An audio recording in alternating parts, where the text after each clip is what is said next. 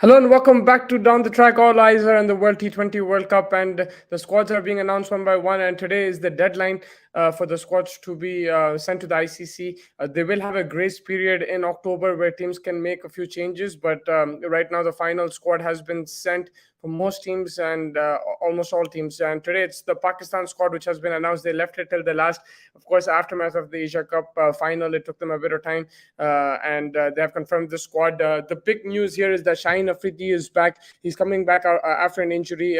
We don't know how his fitness is right now, but they seem to feel that he's going to be fit for the World Cup, and he's going to be a big weapon for them in Australia. That left arm angle, getting the ball to swing, that extra pace as well, especially in the power play. And him, along with the Haris Rauf and Naseem Shah, can make this Pakistani bowling attack very, very potent.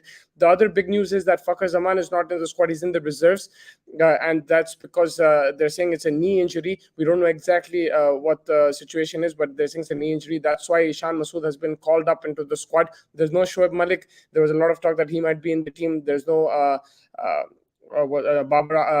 sorry, not Babar Azam, but Azam Khan. There's no Azam Khan there either.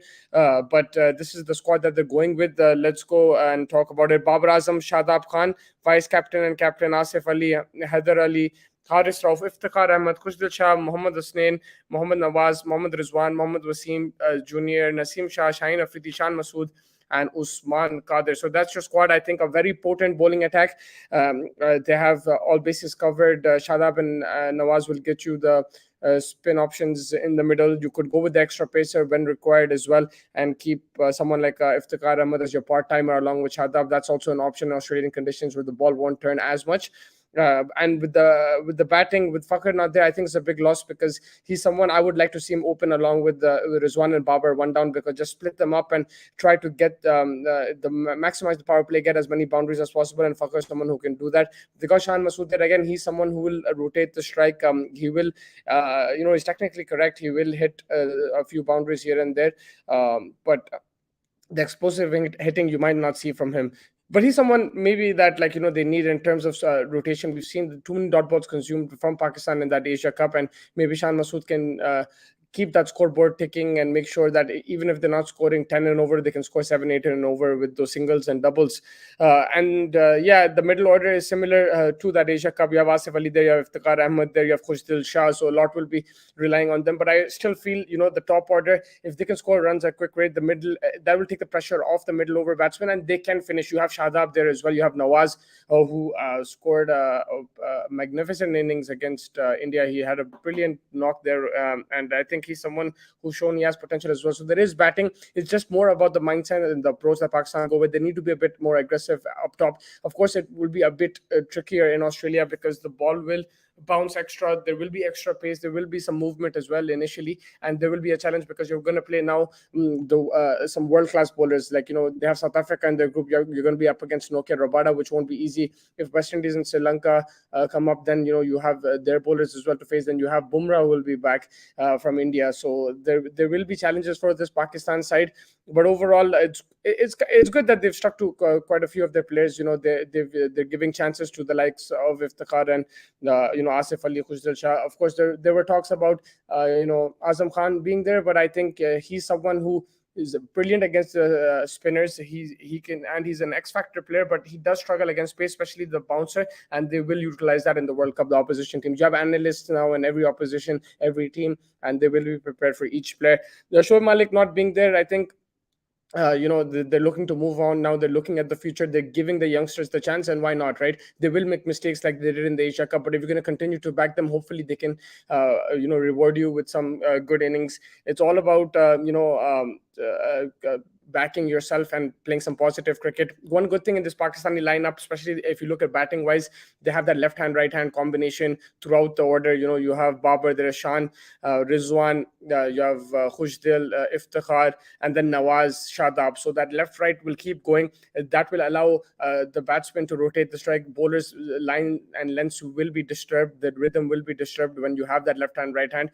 And I just feel more than ability, I think these guys need to have a more positive mindset. They have to play attacking cricket, and they shouldn't be bogged down. And that's why maybe I was thinking to split up the Babar Rizwan opening partnership. But they do have that ability to strike big as well. It's just that someone like a Fakhar Zaman, he's explosive. That's how he plays, and he will get you boundaries easily in the opening power play, and that's what I would like to see in general from Pakistan. He's not there, but if he does get fit, they're going to monitor his fitness. If he does get fit, maybe he comes back into that team, because like I said, there's a grace period in October where you can make a few changes, and one or two changes, and I think maybe Fakhar, if he gets fit, will come in there. The backup keeper in the reserves is Muhammad Haris. I would have personally gone with Sarfaraz, because he has that experience, and he hasn't done too much wrong. He's Pakistan's most successful captain in recent times. He's won the Champions Trophy for you, took you to the number one side at World T20. So just having his experience around the squad, even if he's not playing, even if he's not in the 15, yeah, I think that would have been very valuable for the team. But they want to give youngsters a chance. They want to give new faces a chance, which is all well and good. The bowling attack, like I've mentioned, lethal over here. If Shaheen is fit, him and Naseem will open the bowling, and then they'll have Haris Rauf coming in the middle. He has a very good slower one on him, good change of pace. He has pace himself as well. And then you have Shadab and Nawaz in the death. Again, someone like a Haris Rauf will be lethal, and Shaheen Afridi can be used in the death. Naseem, we saw he was a bit expensive in the Asia Cup death overs, but you don't really need to use him if you have Shaheen and Haris Rauf there. He can be utilized up front. You can bowl 3 overs, and then somewhere in the middle he can bowl. Dahani is also your third reserve player. Again, unfortunately, they went with Hasnain. I think they're backing him, but someone like Dahani, I felt that he didn't do much wrong. He bowled really well in the Asia Cup. Even that first game where they lost to India, Dahani was impressive. He caused problems for Kohli, Rohit Sharma. If you remember the power play overs, he didn't let them get off strike too easily, and was getting the ball to nip around at good pace. And that's Pakistan's, if you look at their strength in this team, it's their pace bowling. On Australian pitches, you'll say that it will help, but also it could be counterproductive. So they have to be smart. They have to use their variations, and they have to hit the right lengths, because someone like a David Warner, and if you look at England, like a Joss Butler, Quinton de Kock, these guys like pace on the ball. And in UAE conditions it's a bit different, because the odd ball stops, so they can't hit through the line every single delivery, but here they will be able to. And that's where the Pakistani bowlers have to be careful. If there's one concern, that's it. But when you have bowlers who bowl 140 clicks, they will cause issues for batsmen.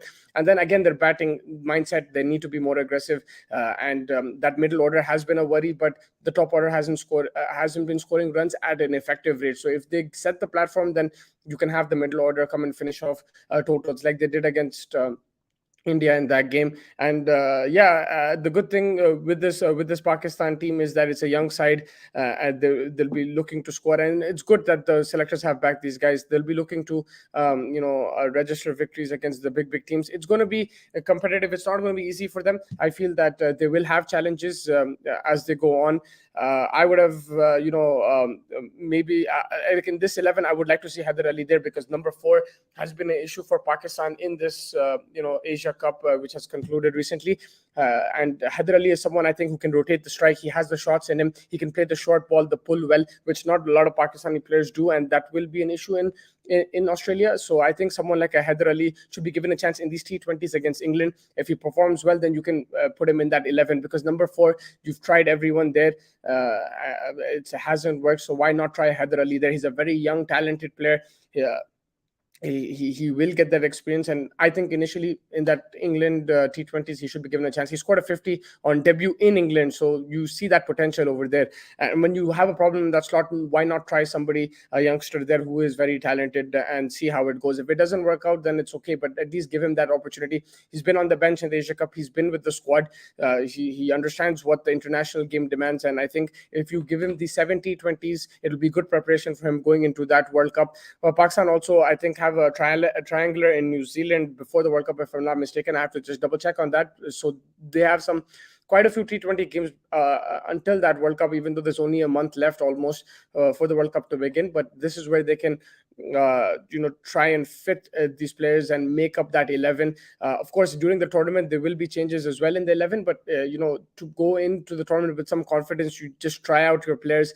Again, in the 70-20s, I wouldn't say to play your every single time the same team. You should vary it a bit, change it around, give different players a chance in that 15, so that everyone gets a hit. And when required, you don't know whether it's bad form or injury, you might need somebody to come in place of someone else. And that's where I think experience will help. And these T20 internationals against England will be the perfect preparation for that. So I would like to see some squad rotation over here. Everyone gets a chance, and then move forward going to the T20 World Cup. It's going to be difficult for Pakistan if Sri Lanka and West Indies qualify for the T20 World Cup. They're in the qualifiers. If they both qualify, I think that they're both going to be in the same group as India, Pakistan, and South Africa. So that's going to be the group of death. So it won't be easy for Pakistan. It won't be easy for India and South Africa either, and the other two teams, West Indies and Sri Lanka. But you have to be sharp on the get-go. That India game will be important. It'll be the first game of the group. How they tackle that. Now, see, the conditions will be different. They will rely more on pace. Shadab and Nawaz won't be as powerful or useful as they were in Dubai. Their roles will be a bit different. It be more of a containment role. The fast bowlers will be looking to get wickets, and then if you flip it, then they have to face the Indian bowlers as well. Like on these pitches, Bumrah can be very lethal, and someone like Harshal Patel is a very smart bowler. So it's about targeting your bowlers. It's about scoring your runs, but then also picking up wickets, playing some aggressive cricket. That's what Pakistan will be looking to do. Let's see what happens. It's difficult to predict right now whether they make the semi-finals. I feel personally that it's difficult, but they do have that bowling. So bowlers do win you tournaments, and that's something that Pakistan can look at and be very positive with going into this World Cup, and hopefully it'll be good for them. They had a good T20 World Cup last year. Asia Cup, they did reach the finals. Yes, I don't think they played the best cricket, but they did reach the finals. They had a great game against India as well. Against Afghanistan, it was a thriller. Those kind of games will really increase your mental strength and your never give up attitude. So I think there are positives they can look at going into this T20 World Cup, and now it's just about getting that rhythm and playing some positive cricket. Let's see what happens. But thank you so much for joining me. Make sure you like and subscribe to the channel. We'll get to the latest from the cricketing world, and that's it for now. Closer to the tournament, we'll have the predicted 11s, and we'll discuss more. We'll do some previews and everything, and take it from there. Thank you so much for joining me.